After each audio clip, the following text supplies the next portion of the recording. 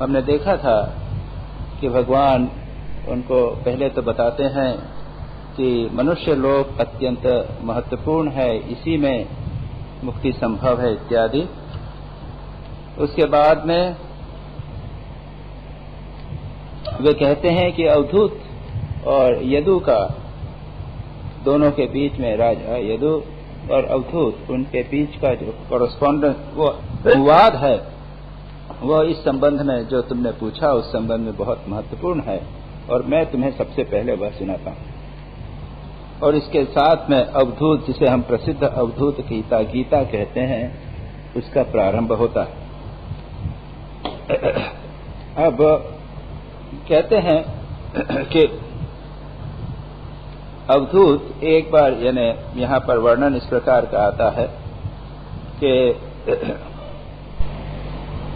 राजा ने देखा एक अवधूत को, और मैंने कहा अवधूत जो ये समाज के विधि निषेध को नहीं मानते, वो उसके बियॉन्ड चले गए।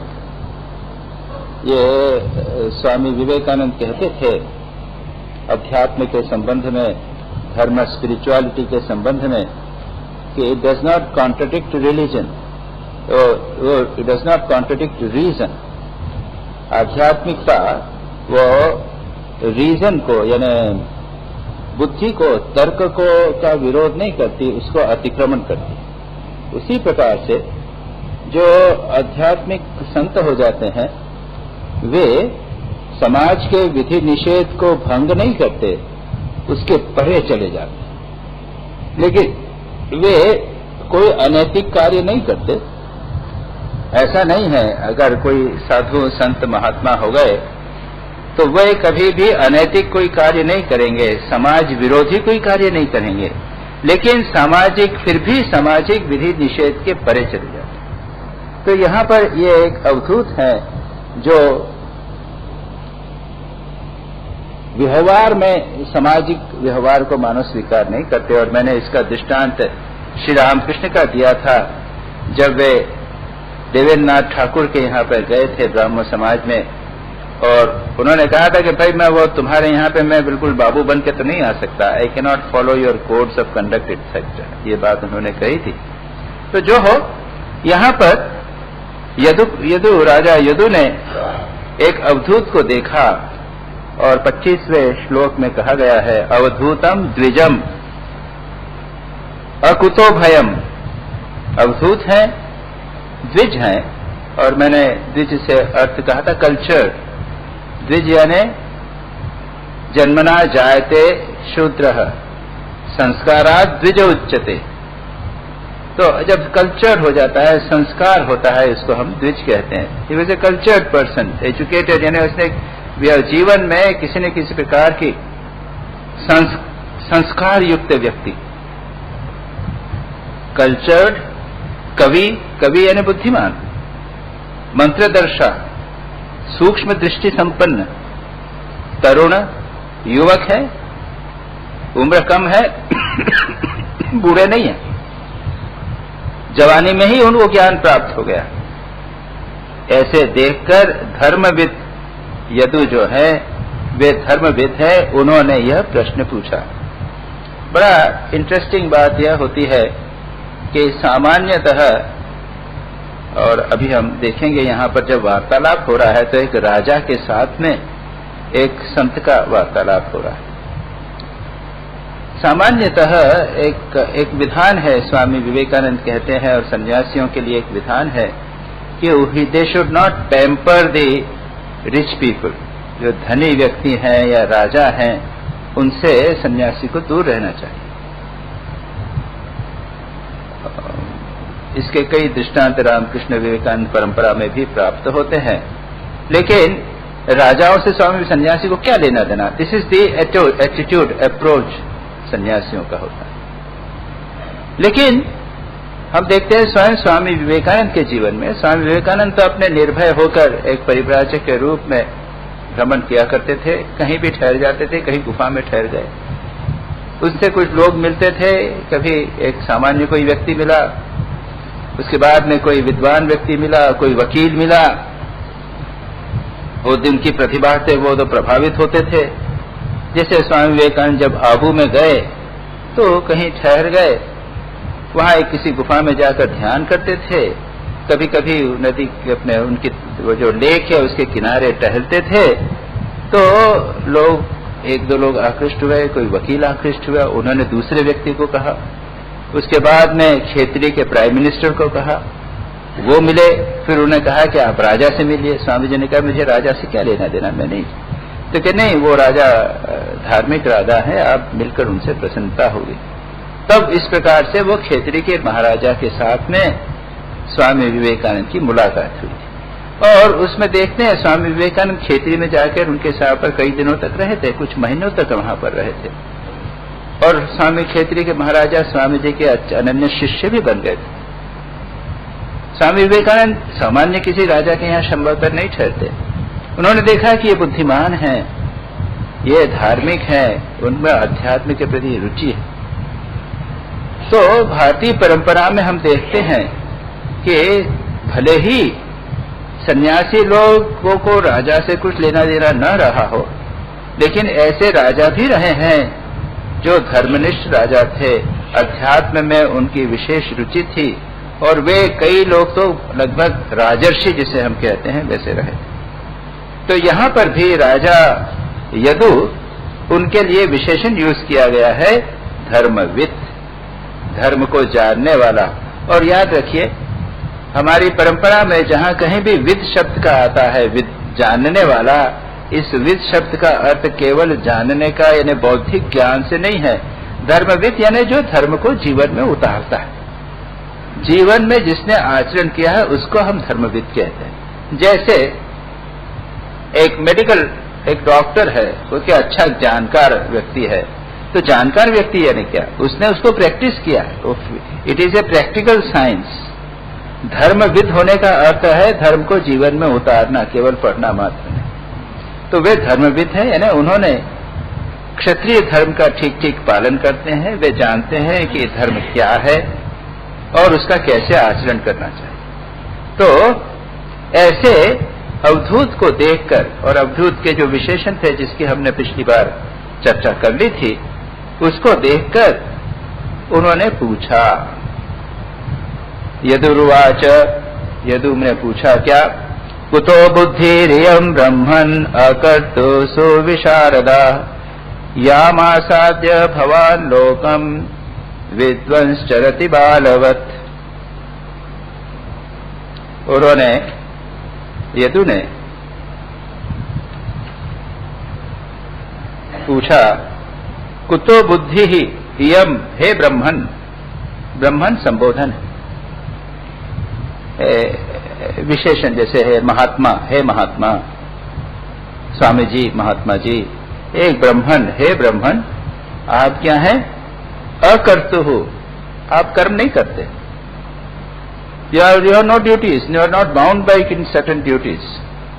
आप न तो कोई प्रचारक हैं, अगर ब्राह्मण हैं तो आप कोई पुरोहित नहीं हैं, किसी मंदिर के पुजारी नहीं हैं, किसी आश्रम के सेक्रेटरी नहीं हैं, आप ये सब काम तो नहीं करते। अकर्तु हो, आप अकर्तु हैं।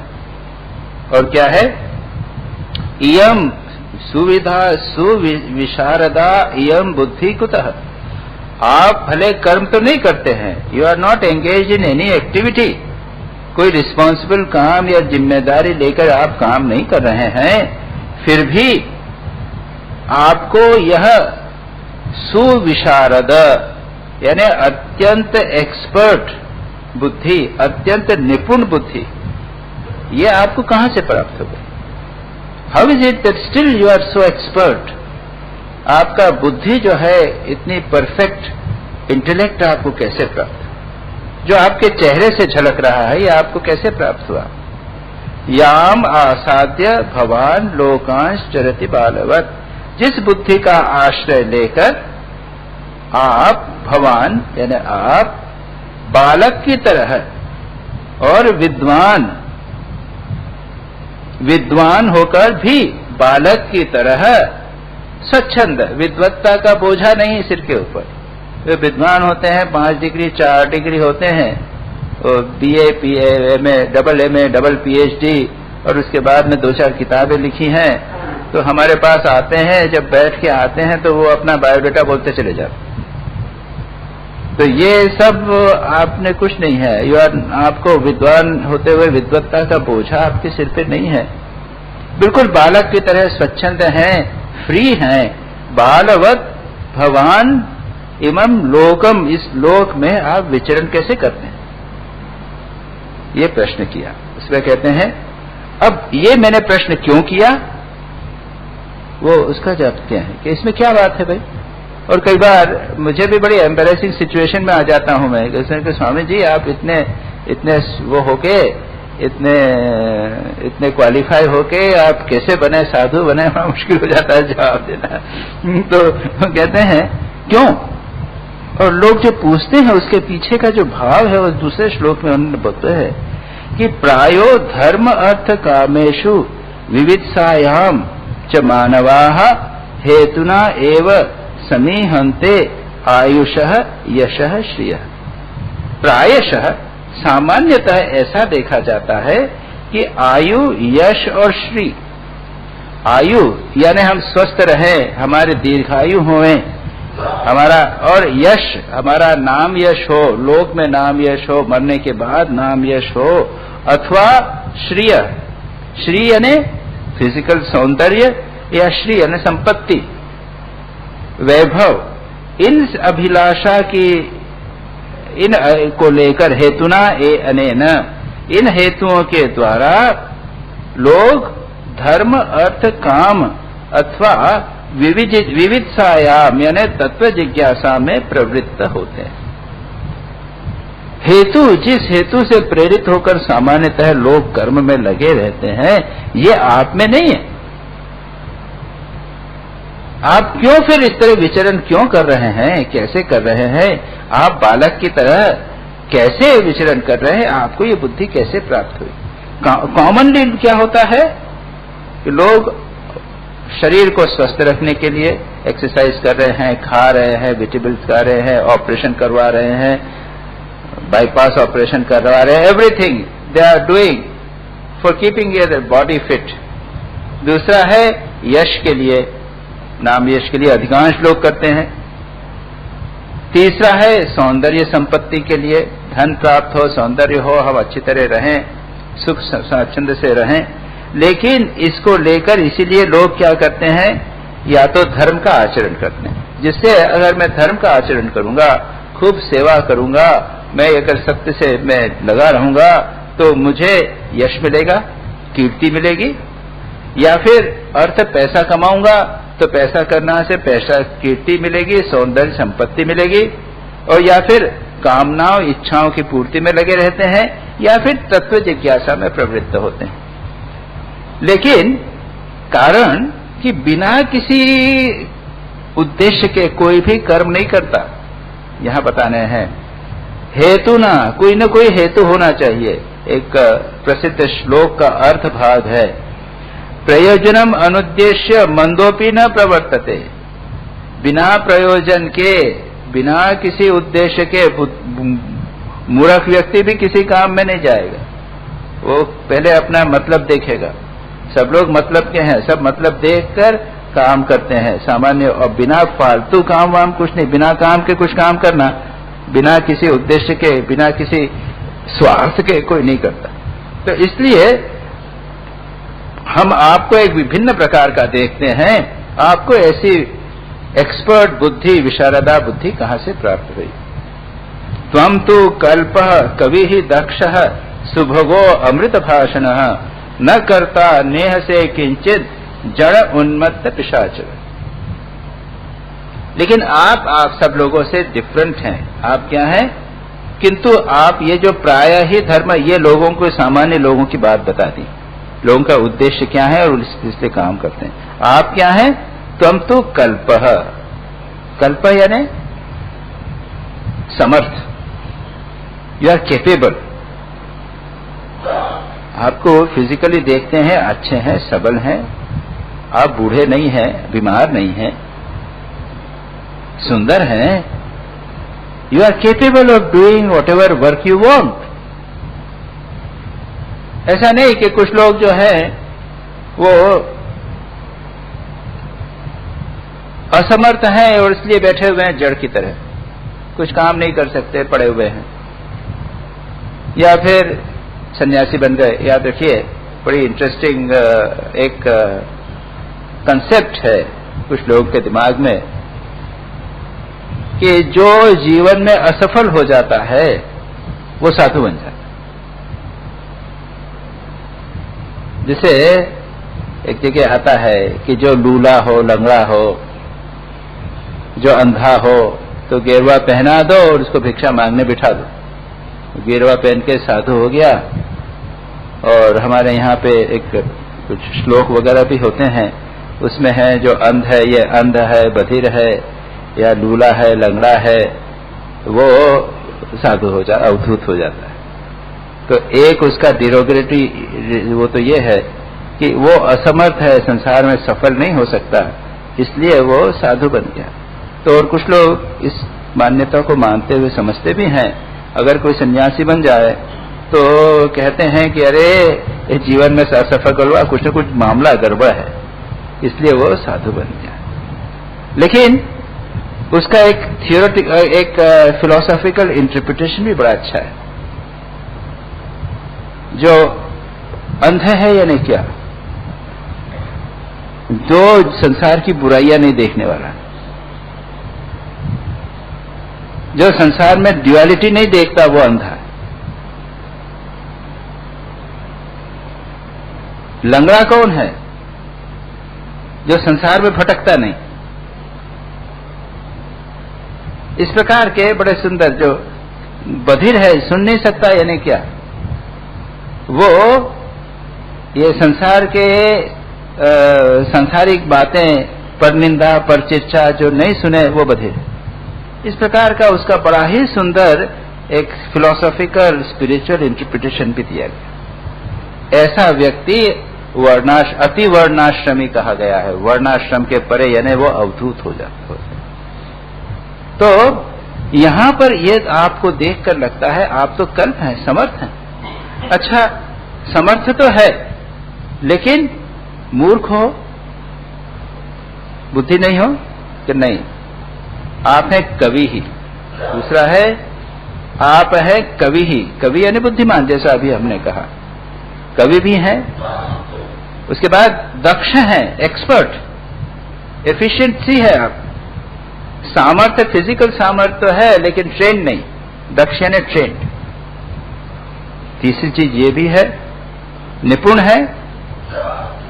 और फिर निपुण भी होवे, लेकिन कुरूप होवे तो वो नहीं, लोग पसंद नहीं करते। कुरूप व्यक्ति जो भी होगा, कैसा भी एफिशिएंट हो, लेकिन कुरूप होवे, सूरत शक्ल अच्छी नहीं होवे तो लोग नहीं बिठाएंगे पास में।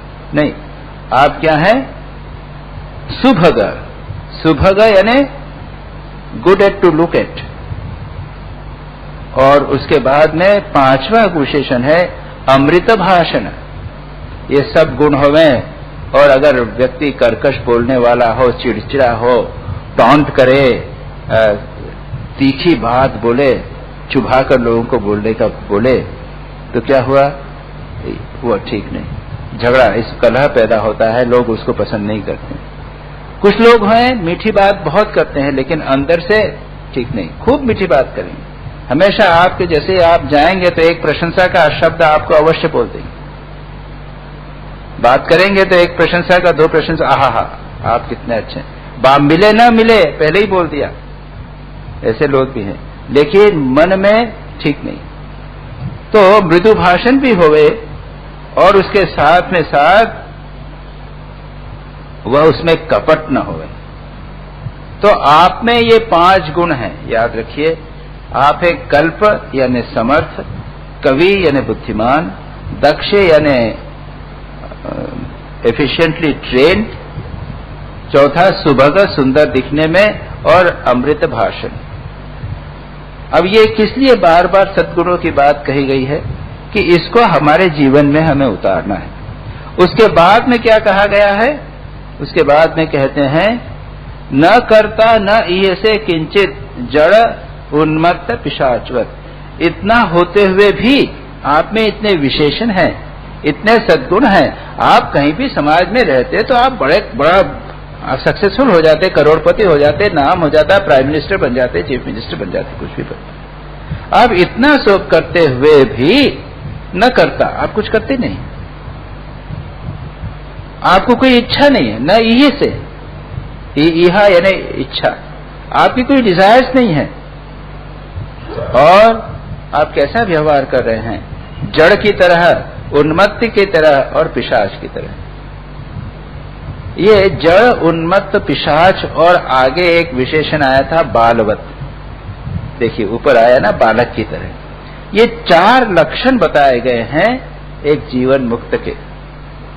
हमारे शास्त्रों में 4 प्रकार के जीवन मुक्त बताए गए। जो जीवन मुक्त व्यक्ति होता है, जिसने अपने स्वरूप को पहचान लिया है, वो जीवित रहते हुए भी संसार चक्र के बंधन से जो मुक्त हो गया है, उसके 4 लक्षण हैं। या तो वो बालक की तरह रहता है, या फिर जड़ की तरह, यानी कहीं बैठा हुआ है तो बैठा ही हुआ, हिलता डुलता नहीं, या फिर वो उन्मत्त की तरह है, वो ओवर एक्टिव हो जाता है, बहुत अधिक कर्म कर रहा है, उछल कूद कर रहा है, इत्यादि कर रहा है। या फिर पिशाचवत, पिशाच यानी वो विधि निषेध नहीं मानता, गंदा रहता है, गंदे जगह पे पड़ा रहता है, जा कुछ भी वो खा लेता है। तो उसके पीछे भाव यह है कि वह संसार के विधि निषेधों से ऊपर चढ़ा गया, जो मैंने आपको कहा। तो 4 प्रकार के जीवन मुक्त व्यक्तियों का वर्णन शास्त्र में प्राप्त करते हैं। श्री रामकृष्ण भी अपने वचरामृत में कहते हैं। और जहां तक श्री रामकृष्ण के जीवन का प्रश्न है, वह उनके स्वयं के जीवन में हमें 3 अवस्थाएं तो अवश्य देखने की मिली थी। जड़वत, बालवत, उन्मत्तवत, पिशाचवत नहीं। कभी भी श्री रामकृष्ण गंदे नहीं रहे। He was very particular about cleanliness. सब कुछ क्लीन होना चाहिए, आपका कमरा, सामान ठीक ठीक स्थान पर सब कुछ रखना चाहिए, was very particular. लेकिन अधिकांश समय वो बालक की तरह थे, किसी प्रकार का बिल्कुल बालक की तरह। श्री रामकृष्ण चाइल्ड ऑफ काली, बिल्कुल बच्चे, भगवान जगदम्बा के बच्चे की तरह उनका स्वभाव था, वो था। कभी कभी जैसे निर्विकल्प समाधि में डूब गए तो महीनों समाधि में डूबे रहे, जड़ की तरह हो गए थे। और कभी कभी किसी भाव अवस्था विशेष में जोर जोर से अट्टहास करने लग जाते थे, बातें जरा जोर जोर से करने लग जाते थे, वो हो जाता था उन्मत्तवत। तो ये 3 अवस्थाएं तो श्री रामकृष्ण में मिली थी, लेकिन जड़वत, ये पिशाचवत नहीं था। लेकिन श्री रामकृष्ण स्वयं वर्णन करते हैं उनके जीवन दशा में, वहां दक्षिणेश्वर में कुछ संत ऐसे आए थे जीवन मुक्त, वो पिशाच की तरह। उनका वर्णन आता है, और उनकी श्री रामकृष्ण की जीवनी पर एक फिल्म बड़ी अच्छी बनी है, उसमें भी वर्णन है कि दिखाया गया है वहां पर कि जब खाना वाना सब बिखरा हुआ, जहां पर पत्तले फेंक देते ना खाना खाने के बाद में, दक्षिणेश्वर मंदिर में तो बहुत सारे भिखारी लोग आते थे, साधु आते थे, लोग आते थे, उसके बाद खाना खाते थे, माँ जगदम्बा का प्रसाद वगैरह खाते थे, बैठ जाते थे, उसके बाद में पत्तले उठा के अपने एक जगह भेज देते, जैसे यहाँ पर आपका रिट्रीट होती है या गुरु पूर्णिमा, उसके बाद पत्तले कोटे में डाल दिया। तो श्री रामकृष्ण मंदिर से निकले तो देखा पत्तले पड़ी हुई हैं, और वहां पर एक साधु बैठे हुए हैं, दाढ़ी बड़ी हुई है, बाल बिल्कुल रुखे हैं, कपड़े गंदे हैं, वहां बैठे हुए उन पत्तलों में से भोजन उठा उठा के, जो बचा हुआ भोजन था, छूटा बोड़ा हुआ थोड़ा बहुत जो बचा हुआ है लेफ्ट ओवर, उसको खा रहे हैं। और कुत्ते भी बैठे हैं तो कुत्ते को हाथ से हटा के और वो खा रहे हैं, कुत्ता भी कुछ नहीं कर रहा है, वो कुत्ता भी समझ रहा है कि ये दूसरा भी कुत्ता ही होगा। तो वो इस प्रकार का वो कर रहे हैं, वो कुत्ते से डर नहीं रहे हैं, वो कुत्ता भी उनसे डर नहीं रहा है, और वो उसके साथ में खा रहे हैं। श्री रामकृष्ण पहचान गए देखकर कि ये तो जीवन मुक्त है, ज्ञानी है, ये सामान्य व्यक्ति नहीं है, ये पागल नहीं है, ये तो पागल पिशाचवत या उन्मत्तवत पागल जैसा हो जाए, ये पागल नहीं है, ये ज्ञानी है। श्री रामकृष्ण गौर से देखने लगे। जब वे देखने लगे तो इन्होंने भी श्री रामकृष्ण को देखा, और देखकर वे पहचान श्री रामकृष्ण को पहचान गए, ये श्री रामकृष्ण भी ज्ञानी, दोनों एक दूसरे को देखते रहे। फिर वह जोर से हंसने लगे, हा हा हा हा, जोर जोर से हंसने लगे। फिर कहा ऐसा भी होता है, ऐसा भी होता है।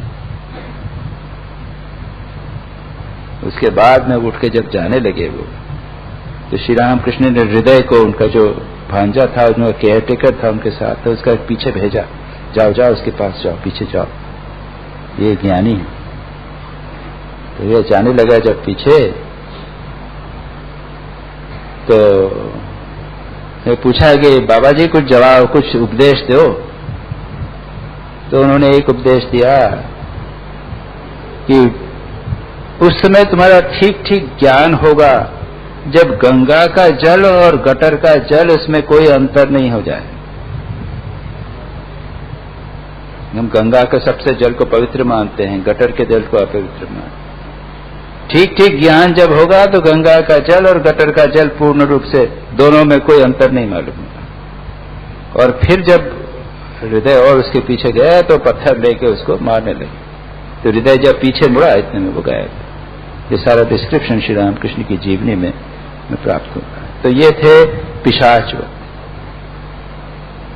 तो यहां पर यह कहा गया है कि आप 4 प्रकार से किसी प्रकार से, यहां पे इंडिकेशन दिया गया कि जीवन मुक्त किस प्रकार से रहते हैं, ये चारों का वर्णन किया है। अब कहते हैं आगे, जनेषु दह्यमानेषु काम लोभ दवाग्निना न तप्यसे अग्निना मुक्तः गंगाम भस्तः इव द्विपः। कहते हैं कि संसार के लोग जो हैं, जन संसार के लोग जो हैं वे जल रहे हैं। संसार के लोग जल रहे हैं किसमें? काम और लोभ की दावानल से। एक जंगल में आग लग गई। आप हिमाचल प्रदेश में कभी कभी, अभी गर्मी के दिनों में आग लगती है, आपने देखा होगा, जल्दी जल्दी कई बार चल गई तो बहुत जंगल का जंगल जल जाता है। ऑस्ट्रेलिया में कई बार उसके 1-2 साल पहले कभी हुआ था, बड़ी बहुत भयानक आग लगी थी। तो काम और लोभ जो है वो जंगल की आग, ऑर्डिनरी आग्नि नहीं है, ये जंगल में आग लगती है जो बहुत डिस्ट्रक्शन करती है।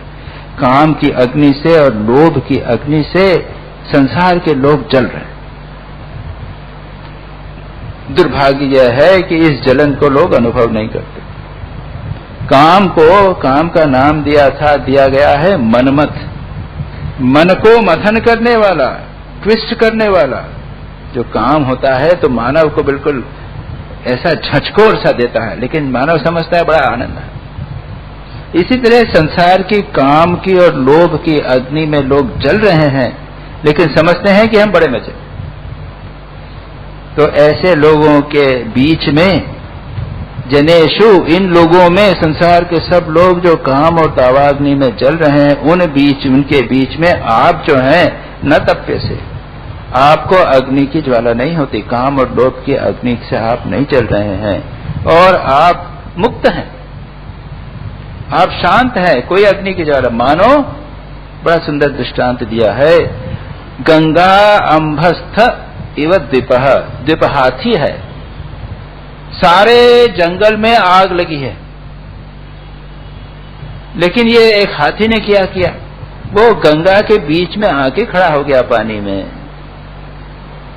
बड़ा आनंद में है। जले ना सारे गंगा जंगल जले, लोग जल रहे हैं, दूसरे प्राणी पक्षी पे दूसरे जानवर जले, हाथी जो है वो गंगा में आकर बीच में खड़ा हो गया, शांत, कोई ठंडा, बिल्कुल ठंडा, मेरे को कोई फर्क नहीं पड़ा, जले ना।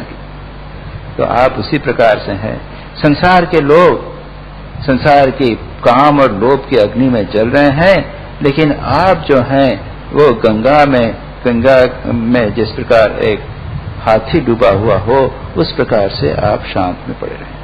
इसके बाद है, त्वम ही नः पृच्छताम ब्रह्मन् आत्मनि आनंद कारणम ब्रूहि स्पर्श विहीनस्य भवतः केवलात्मन। आप पहले उन्होंने उनका स्तुति की, उनकी प्रशंसा की, कहा कि मैं आपको पहचान गया हूं, अब आप हमको कुछ बताइए। यहां पर ये जिज्ञासा, ये प्रश्न करते हैं। क्या प्रश्न करते हैं? हे ब्रह्मन, ब्रह्मन, ये अगेन उसके बाद में एक संबोधन है। ये संबोधन क्या कहा है? पृच्छताम, हम जो पूछ रहे हैं उनको आप बताइए, ब्रूहि यानी बताइए। क्या बताइए? आप हमको क्या बताइए? आत्मनि आनंद कारणम, आपकी आत्मा में जो आनंद आपको प्राप्त हो रहा है वह क्यों हो रहा है, ये बताइए। आप कैसे हैं? भवतः स्पर्श विहीनस्य केवल आत्मनः आनंद कारणम बताइए।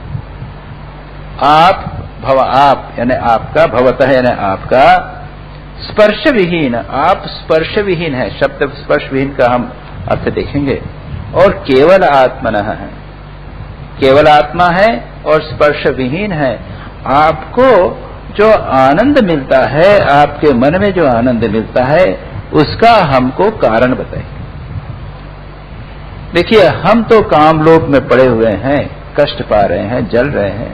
कामलोक में थोड़ा सा सुख मिलता है, ज्यादा सुख नहीं मिलता है। राजा यदु इस बात को समझकर और उनसे प्रश्न पूछते। अधिकांश लोग ये प्रश्न ही नहीं पूछते। राजा यदु धर्मविद हैं, साधक हैं, इसलिए उनको लगा कि इनसे यह प्रश्न पूछना चाहिए। अधिकांश लोग तो समझते हैं कि ये जो अवधूत है ये मूर्ख, जिसने ये सब छोड़ दिया है वो मूर्ख है। अरे इतना अच्छा सुंदर बॉडी एबल, अरे थोड़ा सा बिजनेस करता है तो कितना करोड़ों रुपए लाखों रुपए कमा सकता है। ये तो मूर्ख है। अधिकांश लोग तो मूर्ख ही समझते हैं। ऐसे साधुओं को जो सब छोड़ छाड़ के रहते हैं वो समझते हैं कि मूर्ख हैं। इतना सब होते हुए भी छोड़ दिया, ये सब मूर्ख समझते हैं। लेकिन इन्होंने पूछा कि मैंने पहचान लिया, आपके जीवन में बहुत अच्छा आनंद, आपके देखता हूं कि आपके हृदय में आनंद से भरा हुआ है आपका आनंद, वो कारण बताइए, हम नहीं प्राप्त कर रहे। श्री रामकृष्ण के पास गिरीश चंद्र घोष आए थे, और गिरीश चंद्र घोष तो शराबी थे। और याद रखिए, शराबी आप समझ लीजिए, वो उसको एक अपना आनंद वो जानता है, शराब का आनंद वो हाईएस्ट जानता है। गिरीश चंद्र घोष श्री रामकृष्ण के पास आया तो श्री रामकृष्ण को देखा, उन्होंने तो लगा कि अरे ये भी तो नशे में है।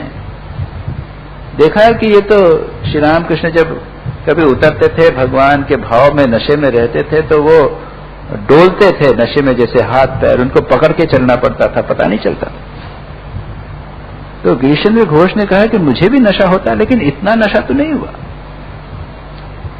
इतना नशा तो नहीं हुआ जितना श्री रामकृष्ण को हुआ। तो पूछा था कि ये आप मुझे बताइए क्या मामला क्या है।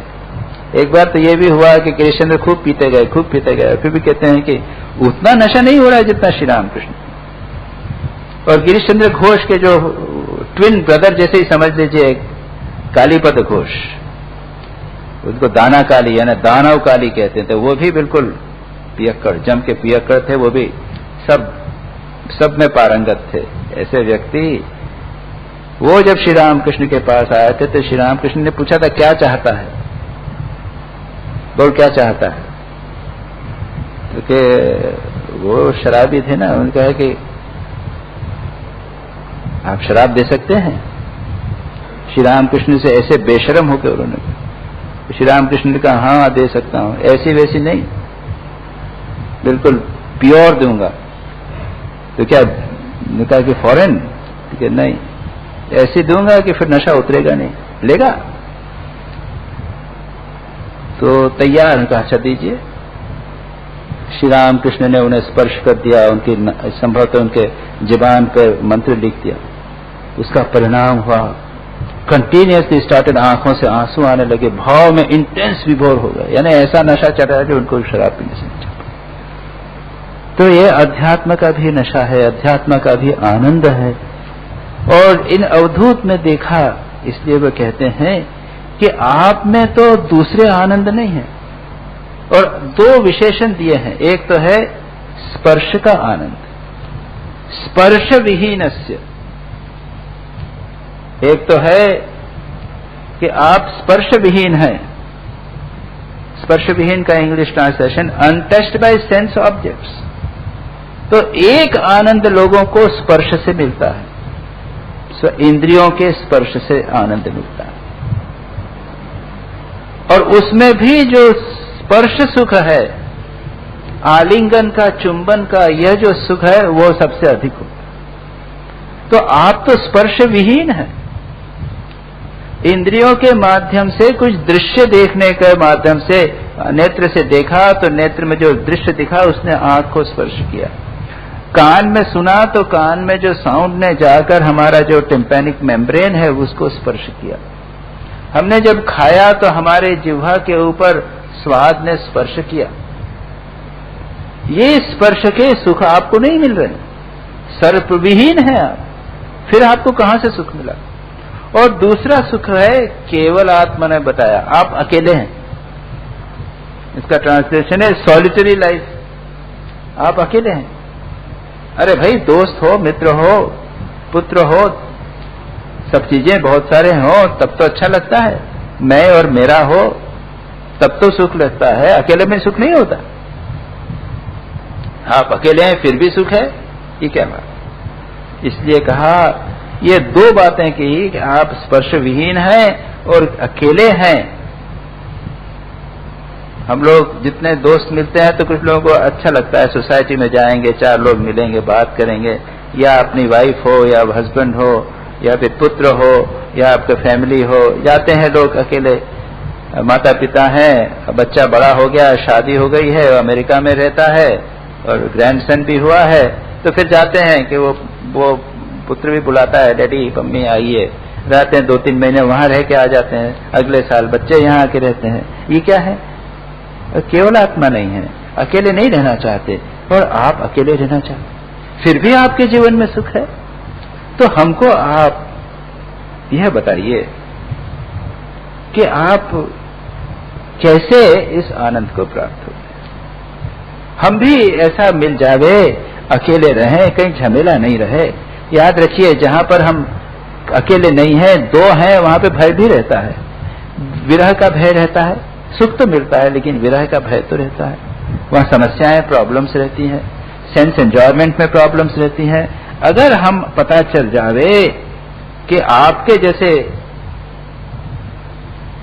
जगह मस्त रह सके अकेले तो बड़ा आनंद रहेगा। आप हमको वो बताइए।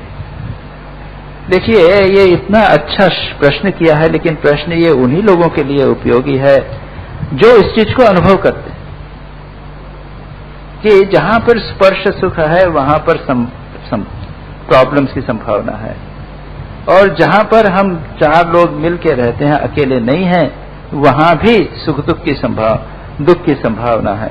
तब हमारे मन में प्रश्न उठता है कि जो सुख हमें स्पर्श से मिलता है, जो दूसरे के मिलन से मिलता है, क्या वह उनके बिना भी मिल सकता है? इसलिए यह प्रश्न किया गया। अब इसके ऊपर अवधूत जवाब देंगे। श्री भगवान उवाच, भगवान ने कहा पहले, यानी भगवान श्री कृष्ण याद उसको बता रहे हैं, तो वो कहते हैं कि यदुनैव महाभागो ब्रह्मण्येन सुमेध च पृष्ठ सभाजितः प्राह प्रश्रय अवनतम द्विजः। भगवान श्री कृष्ण उद्धव से कहते हैं कि जब राजा यदु ने यह बात अवधूत से कही तो अवधूत ने उत्तर दिया। क्या उत्तर दिया? यदुना एव ब्रह्मण्येन सुमेधसा। देखिए यदु को, राजा यदु के लिए भी आगे विशेषण आया था, क्या? धर्मविद आया था ना, अभी हमने देखा धर्मविद विशेषण आया था, और उसके पहले यदु जो है वो अमित तेजस, अत्यंत तेजस्वी यदु आया है। ये 2 विशेषण आए हैं। अब यहां पर और भी विशेषण आए हैं राजा के प्रति। तो राजा को होना तो इस प्रकार, राजा को कई चांस मिलते हैं कल्चर अपने आप को करने का, अगर वो करे, अगर भोग में न पड़े तो बहुत बड़ी संभावना है वो एक महान व्यक्ति हो सकता है। ये राजा क्या है? ब्रह्मण्य, ब्राह्मणों की इज्जत करने वाले, ब्रह्मज्ञानियों की, ब्राह्मण का अर्थ है ब्रह्मज्ञानियों की इज्जत करने वाले। जो भी महान व्यक्ति हैं, बुद्धिमान हैं, त्यागी हैं, सन्यासी हैं, उनका वो रिस्पेक्ट करते हैं, उनकी पूजा करते हैं। तो ये एक विशेषण। दूसरा है सुमेधसा। कई लोग हैं ब्राह्मणों का इज्जत तो करते हैं, ब्रह्मज्ञानियों की, विद्वानों की इज्जत तो करते हैं, लेकिन खुद में बुद्धि नहीं है, वो समझ नहीं सकते, केवल सेवा कर सकते हैं, लेकिन उनका आध्यात्मिक लाभ नहीं उठा सकते। ऐसा नहीं है। ये सुमेधसा, इनमें मेधा है, धारणा शक्ति है, इंटेलेक्ट है। ये जो यदु हैं वे बुद्धिमान हैं, समझदार हैं, जो सुनेंगे उसको समझेंगे, मेधा युक्त हैं। और तीसरा क्या है? ब्रह्मण्य सुमेधसा। और तीसरी बात है प्रश्रय अवनतम। वे प्रश्रय यानी उन्होंने आश्रय लिया है और नत हुए हैं, सिर झुकाया। प्रश्रय अवनतम, उन्होंने सिर झुकाया है द्विज के प्रति, वो जो अवधूत है उनके प्रति वे सिर झुकाया। गीता में भगवान कहते हैं तद्विद्धि प्रणिपातेन परिप्रश्नेन सेवया। कोई ज्ञान प्राप्त करना हो तो ज्ञानी व्यक्ति के पास जाकर प्रणिपात, प्रणाम करिए, बी हम्बल, और सेवा करके प्रसन्न कीजिए। और उसके बाद में ज्ञान प्राप्त करने के लिए परिप्रश्न कीजिए, प्रश्न कीजिए। मेरा तो एक्सपीरियंस है कि यहाँ पे लोग आते हैं, प्रणत तो होते हैं, उसके बाद में मुझे ज्ञान काफी मिलता है, पूछने की जरूरत नहीं पड़ती, बहुत सारा ज्ञान मुझे मिलता है। तो ऐसा नहीं। और प्रश्न भी करना है तो इसलिए प्रश्न नहीं करना है कि बताने के लिए, अपना ज्ञान बताने के लिए कई बार लोग प्रश्न करते हैं, ऐसा नहीं। जानने के लिए, सच्ची जिज्ञासा के लिए प्रश्न करना। यहां पर इसलिए कहा गया, ये कुछ इंपॉर्टेंट विशेषण के हैं। यदुना एवं ब्रह्मण्येन सुमेधसा पृष्ठः होने पर, प्रश्न करने पर क्या हुआ? सभाजितः द्विजः महाभागः प्राह। सभाजित यानी सभाजित, यहां पर उसका ट्रांसलेशन किया है नोबल।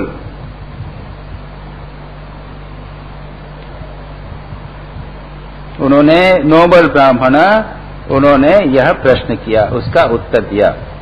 महाभागः, महाभाग, महान बुद्धिमान व्यक्ति, उन्होंने यह प्रश्न का, उन्होंने उसका उत्तर दिया। अब यहां से अवधूत गीता, जो अवधूत ने जो उत्तर दिए, बड़ा सुंदर पोर्शन है। कैसे उन्होंने, उनके 24 गुरु आप लोगों ने सुना होगा, अवधूत के 24 गुरु, उसका एक के बाद एक बड़ा वर्णन करने। ब्राह्मण उवाच, कहते हैं संति में गुरुवो राजन बहवो बुद्ध्युपाश्रिताः यदो बुद्धिमुपादाय मुक्तोटामीह तान् शृणु। राजा ब्राह्मण बोलते हैं, कभी ब्राह्मण कहा, कभी विदित कहा, कभी द्विज कहा, कोई बात नहीं। वो कहते हैं कि आपने मुझसे प्रश्न किया कि कुतो बुद्धि इयम, ये आपको बुद्धि कहां से प्राप्त हुई? ये बुद्धि सुविशारदा, एक्सपर्ट, बहुत बढ़िया बुद्धि आपका, आपको कैसे प्राप्त हुई है, वो आप मुझे बताइए। तो वो कहते हैं कि बुद्धिम उपादाय, मैंने बुद्धि कहां से प्राप्त की? बहुत सारे मेरे गुरु हैं, उनसे प्राप्त की। बुद्धि प्राप्त करते हैं हम लोग, क्या कहां से प्राप्त हैं? वही कहां से पास किया? हमने पीजीआई से हमने सब कुछ किया है, या पंजाब यूनिवर्सिटी से हमने फलाने जगह से पास करके ये प्राप्त किया, ये डिग्री प्राप्त की। तो ये कहते हैं कि हे राजन, संति में बहवः गुरुवः, मेरे बहुत से गुरु हैं। कैसे गुरु हैं? बुद्धि उपाश्रित, मैंने बुद्धि के द्वारा उन्हें गुरु स्वीकार किया है। वे मेरे गुरु नहीं बने, मैंने उन्हें गुरु बनाया, उन्हें गुरु के रूप में स्वीकार किया।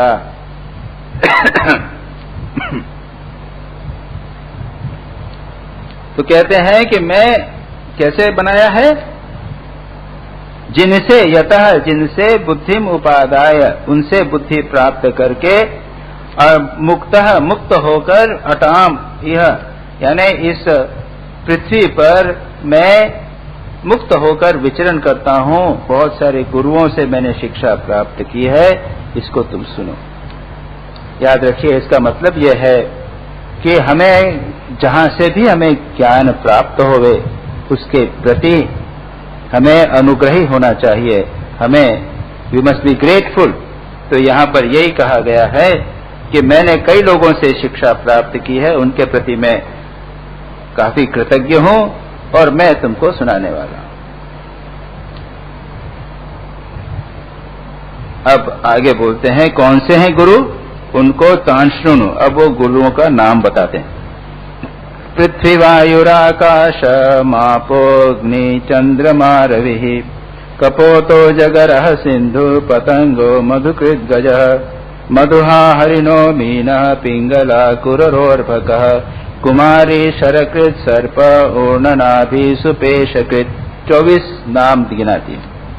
एक बार पढ़ डालें, उसके बाद एक एक का वर्णन होगा और उनकी विशेषता क्या है, उनसे क्या सीखा है, ये बताया जाए। कहते हैं पृथ्वी, पहला है पृथ्वी, दूसरा वायु, तीसरा आकाश, चौथा पानी व आप, पांचवा अग्नि, छठा चंद्रमा, सातवां रवि, एक लाइन में भी 7 गिना दिए। आठवां कपोत, कपोत यानी कबूतर, ये पीजन। नवा अजगर, पाइथन। 10वां सिंधु, समुद्र। 11 पतंगा, मौत। 12 मधुकृत, मधुमक्खी। 13 गज, हाथी। 14 मधुहा, मधुहा यानी मधु, जो मधु को पकड़ने वाला, मधु मधुमक्खी जो निकालना है, मधु तो मधुमक्खी, मधुहा। उसके बाद हरिण, हरिण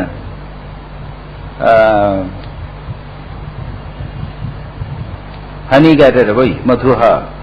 उसके बाद हरिण, हरिण डियर। मीन, कितने हुए? 15। उसके बाद 16 मछली। छठा पिंगला, पिंगला एक कोटेशन, एक वीरांगना, उसका नाम था पिंगला, एक वेश्या पिंगला। उसके बाद है कुरर, कुरर क्या हुआ? कुरर नामक एक पक्षी। उसके बाद एक अर्भ का बालक, छोटा बालक, बच्चा। तीसरा है कुमारी, कुमारी युवती, अविवाहित कन्या, वर्जिन। चौथा है शरकृत यानी बाण बनाने वाला, बाण बनाने वाला। ऊर्णनाभि, मकड़ी। और सुपेशः, सुपेशकृत, सुपेशकृत यानी जो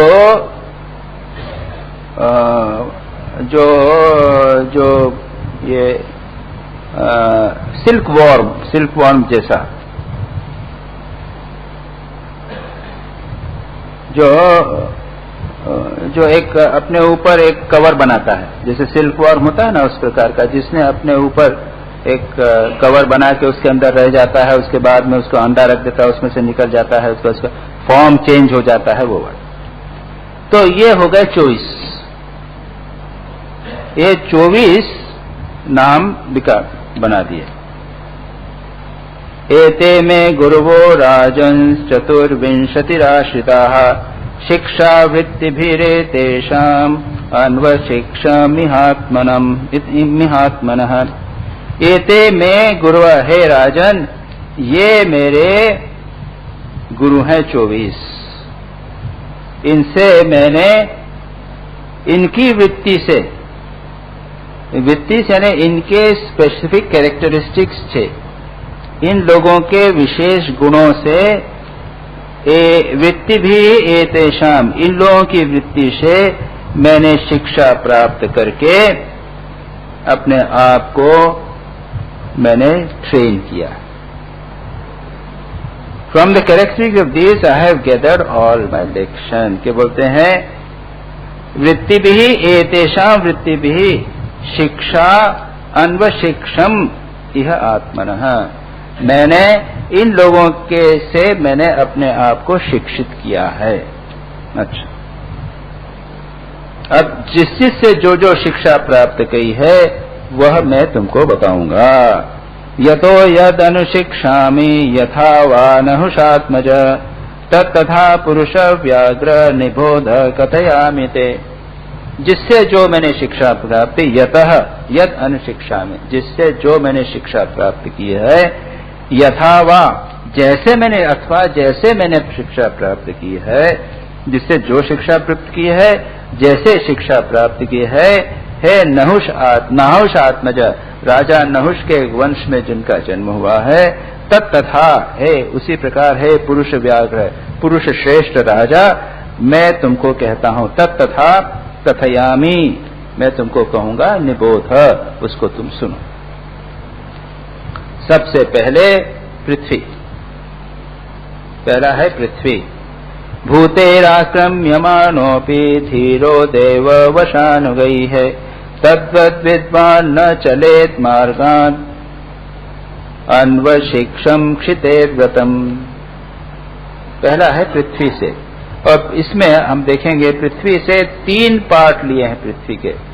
एक तो पृथ्वी जिसे हम देखते हैं, दूसरी पर्वत, पर्वत भी पृथ्वी का अंश है, ये अपने हिमालय, ये पृथ्वी का अंश है, और तीसरा है वृक्ष, वृक्ष भी पृथ्वी से उगा। तो हम तीनों से, उन्होंने 3 वस्तुओं, 3 से 3 चीजें सीखी। पहला क्या किया है, उन्होंने कहा है पृथ्वी क्या है, क्षितेर्व्रतम, क्षिति यानी पृथ्वी का क्या व्रत है, मार्गाद न चलेत, तद्वत न चलेत मार्गाद, अपने व्रत से पृथ्वी किसी प्रकार से विचलित नहीं होती। कैसे, भूते ही आक्रम्यमानः, प्राणियों के द्वारा आक्रमण किए जाने पर भी, पृथ्वी पर कितना आक्रमण, हम लोग खासकर मानव कितना आक्रमण करते हैं। आजकल तो आप ड्रिल कर रहे हैं ना, कुआं खोद रहे हैं, तो इंस्ट्रूमेंट के द्वारा कुआं खोद रहे हैं। पहले तो हाथ से खोदा करते थे, एक कुल्हाड़ी, अपने एक जो एक वो होती ना गेती फावड़ा लेकर हम खोदते हैं, पृथ्वी को खोदते हैं। आजकल हमारे पास बुलडोजर आ गए हैं, उससे हम उसको पृथ्वी को खूब खोद रहे हैं। तो भूते ही आक्रमण, प्राणियों के द्वारा आक्रमण होने पर भी न चलेत मार्ग, पृथ्वी जो है विचलित नहीं होती, जैसी कि वैसी बनी रहती है। वैसे ही दैव वशई ही, वश अनुगई ही, देवताओं के यानी भाग्य के द्वारा, प्रारब्ध के द्वारा प्रेरित होकर लोग हमारे ऊपर आक्रमण कर रहे हैं। कई प्रकार के आक्रमण हो रहे हैं, हमको लोग कष्ट दे रहे हैं। जब पृथ्वी बिल्कुल चलायमान नहीं होती, बिल्कुल सब सहन कर लेती है, ठीक तद्वत उसी प्रकार विद्वान व्यक्ति को क्या करना है, मार्गात न चले, हमारे अपने मार्ग से जो व्रत लिया है, क्षितेः व्रतम, क्षिति का व्रत, पृथ्वी का व्रत है, वो चलायमान नहीं होगी, डिस्टर्ब नहीं होगी। उसी प्रकार हमें भी प्राणियों के द्वारा कष्ट दिए जाने पर भी हमें उससे चलायमान नहीं होना चाहिए। पृथ्वी क्यों, क्योंकि ये लोग अपने स्वभाव से लोग कर रहे हैं, अपने प्रारब्ध के अनुसार मुझे खोद रहे हैं। इसी प्रकार से अगर हमारे शरीर पर, हमारे मन पर आक्रमण होवे, तो हमें अपने व्रत से, धीर धैर्य के व्रत से विचलित नहीं होना चाहिए। यह उन्होंने पृथ्वी से सीखा। देखिए कितनी महत्वपूर्ण बात है। हम लोग थोड़ी सी बात में चलायमान हो जाते हैं, अपने व्रत से किसी प्रकार से हमें चलायमान नहीं होना चाहिए। संसार के प्राणी जो है वो तो यहाँ लिखा है दैव वश गए, वो तो मजबूर है, वो बुरा काम करने के लिए बाध्य हैं, अपने स्वभाव से बाध्य हैं, संस्कारों के साथ बाध्य हैं, लेकिन हमें अपने मार्ग से नहीं बचना चाहिए। जिस प्रकार से पृथ्वी अपने व्रत से हिलती नहीं है, उसी प्रकार हमें दृढ़ता पूर्वक उसे पकड़ना चाहिए। यह पहली बात है। दूसरा है शाश्वत परार्थ सर्वैः परार्थैकांत संभवः साधु शिक्षेत भूभृतो नग शिष्य परात्मताम। अब क्या कहते हैं, वे वृक्ष और भूभृत, भूभृत यानी पर्वत, उससे क्या सीखना है, साधु शिक्षेत, साधु को सीखना चाहिए, द गुड मैन, साधु को सीखना चाहिए क्या है? परार्थ सर्वैः, भूभृत यानी पर्वत, पर्वत से क्या सीखना चाहिए? दूसरों के सर्व इहा, परार्थ सर्व इहा, दूसरों के लिए सब कुछ करने की इच्छा, इहा यानी इच्छा, इह सर्व इह, परार्थ सर्व इह, यह एक पर्वत का, पहाड़ का या हिल का विशेषण कर दिया। पर अर्थ, दूसरों के सेवा जिसकी पूरी इच्छा यही है, उसका विशेषण कर दिया। क्या है? परार्थ एकांत संभव, केवल दूसरों के लिए ही जिसने जीवन संभव यानी जन्म लिया है, एकांत केवल दूसरों के कल्याण के लिए ही जिसने लिया है।